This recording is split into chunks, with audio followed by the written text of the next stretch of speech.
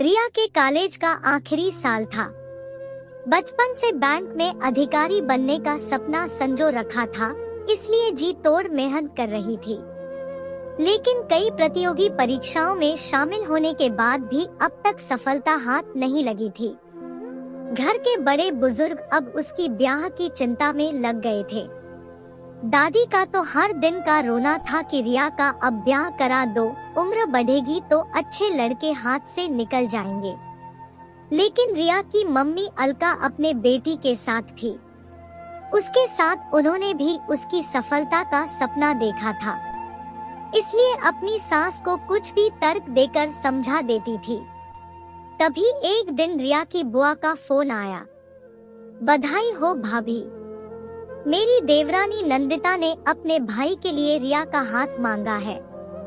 उसका भाई बैंक में उच्च अधिकारी है और सुना है जल्दी विदेश जाने वाला है। नंदिता का मायका भी बहुत संपन्न है। उस दिन मेरे घर की पार्टी में उन लोगों ने रिया को देखा और वो उन्हें बहुत पसंद आ गई है। अब भैया से बात करके बता दो आप लोग कब शगुन के लिए बातचीत करने आएंगे। यह सब सुन अलका एकदम परेशान हो गई। वो अपनी ननद के मुंहफट स्वभाव से वाकिफ थी, फिर भी उसने कहा, नंदरानी, रिया अभी प्रतियोगी परीक्षाओं की तैयारी कर रही है। फाइनल एग्जाम भी नहीं हुआ है। ऐसे में हमें हड़बड़ी नहीं करनी है। वो जब तक अपना लक्ष्य हासिल नहीं कर लेती, मैं उसे इन सब बातों से डिस्टर्ब नहीं करूंगी। भाभी रिश्ता पक्का कर 2 से 4 महीने की मोहलत मांग लेना। रिया का शौक भी पूरा हो जाएगा और रिश्ता भी हाथ में रहेगा। लेकिन नौकरी हासिल करना रिया का शौक नहीं, उसकी जिंदगी का लक्ष्य है। माँ होने के नाते मैं उसके सपनों को पूरा करने में सहयोग करूंगी, उसमें बाधा नहीं डालूंगी। भाभी घर बिठाए इतना अच्छा घर और वर मिल रहा है। जरूरी नहीं कि रिया को सफलता मिल ही जाए, कम से कम अपने पति को ही बैंक अधिकारी के रूप में देखकर खुश रहेगी। वैसे भी 2 सालों से लगी हुई है, अभी तक तो कहीं कुछ हुआ नहीं। ननद ने व्यंग्यात्मक लहजे में ठहाके लगाते हुए कहा। रिया के माँ पापा ने इस रिश्ते के लिए साफ मना कर दिया। अलका अपने निर्णय के साथ चुप रही और बेटी को हर बात में सहयोग करती रही। रिया भी माँ पिताजी के सहयोग से अपने लक्ष्य को हासिल करने के प्रयास में लगी रही। रिया की बुआ को बहुत मलाल था कि भाई भाभी ने उसकी बात नहीं रखी, वरना पूरी जिंदगी उन पर एहसान जताए रखती कि मैंने आपकी बिटिया का ब्याह करवाया है। दादी भी मन ही मन खफा थी कि बेटी को अब तक बिठाए रखा है और उसका विवाह नहीं कर रही हैं। लेकिन लाडली पोती के लाड से मुंह पर ताले जड़ रखे थे। कई असफलताओं के बाद रिया का रिटेन में सिलेक्शन हो गया।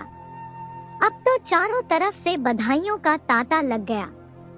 लेकिन उसकी बुआ ने एक बार भी बधाई नहीं दी। माँ और दादी भी बहुत खुश हुई। रिया, बहुत बधाई हो मेरी बच्ची। इसी मंगल को मैं मंगल पाठ रखती हूँ। प्रभु को तेरी इस सफलता के लिए असीम धन्यवाद। कहती हुई दादी रिया से लिपट गई। दादी, अभी तो ये पहला पड़ाव है, अभी तो इंटरव्यू बाकी है। जब उसमें भी पास हो जाऊं तब ये सब करना। अरे रिया, अब इसमें हो गया है तो उसमें निकाल देंगे क्या? मेरी चांद सी होनहार पोती को नौकरी नहीं देंगे भला? दादी की बातें सुन रिया हंसकर दोहरी हुए जा रही थी। दादी, आप चलना मेरे साथ, फिर देखना क्या होता है।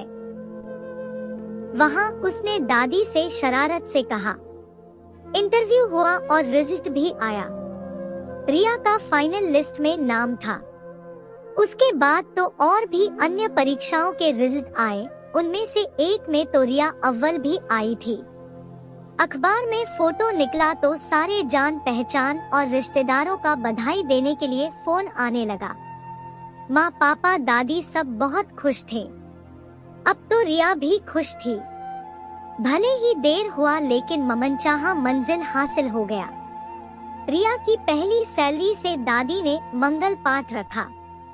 रिया जानती थी कि बुआ माना है और किसी के बुलाने से नहीं आएंगी, इसलिए सुबह बिना किसी को बताए स्कूटी लेकर निकल गई।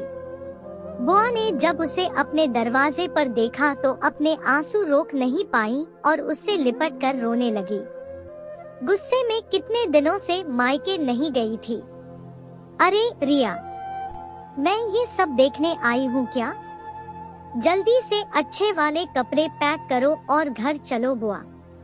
वहीं चलकर नहाना धोना करना। फूफा जी और रौनक पीछे से शाम में आ जाएंगे, रिया ने हड़बड़ी मचाते हुए कहा। फूफा जी ने मौन आंखों से सहमति दे दिया।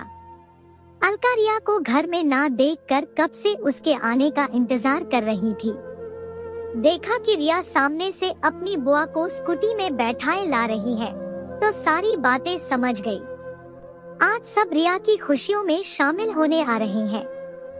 उसकी बुआ भला उसमें शामिल हो बधाई देने से कैसे पीछे रहती। अलका ने आगे बढ़कर ननद को प्यार से बाहों